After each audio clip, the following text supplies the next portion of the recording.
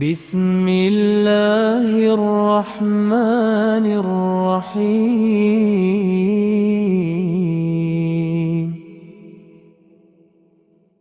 اللهم لك الحمد حمدا كثيرا طيبا مباركا فيه، كما ينبغي لجلال وجهك وعظيم سلطانك. اللهم يا رحمن يا رحيم، يا حي يا قيوم، يا ذا الجلال والإكرام، نسألك في هذه الليلة المباركة أن تغفر لنا ذنوبنا، وأن تستر عيوبنا، وأن تصلح قلوبنا. اللهم إنك عفو تحب العفو فاعف عنا. اللهم إنك عفو تحب العفو فاعف عنا. اللهم إنك عفو تحب العفو فاعف عنا. اللهم اغفر لنا ما قدمنا وما أخرنا، وما أسررنا، وما أعلنا، وما أنت أعلم به منا. اللهم نق قلوبنا من الذنوب كما ينقى الثوب الأبيض من الدنس، واغسلنا من خطايانا بالماء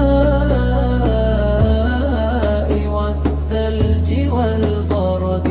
واللهم اهدنا فيمن هديت، وعافنا فيمن عافيت، وتولنا فيمن توليت، وبارك لنا فيما أعطيت، وقنا شر ما قضيت. اللهم يا فاتح الأبواب، ويا مجيب الدعوات، ويا قاضي الحاجات، اقض حوائجنا وفرج همومنا ويسر أمورنا. اللهم ارزقنا قلوبا خاشعة، ونفوسا مطمئنة، وألسنة ذاكرة، وأعمالا صالحة متقبلة. اللهم اجعل القرآن العظيم ربيع قلوبنا، ونور صدورنا، وجلاء أحزاننا، وذهاب همومنا وغمومنا. اللهم اجعلنا من الذين تغير ليلة القدر أقدارهم إلى أحسن الأقدار، وتكتب لهم السعادة والرضا والفلاح. اللهم ارزقنا رزقا حلالا طيبا واسعا مباركا فيه، وافتح لنا أبواب الخير والبركة. اللهم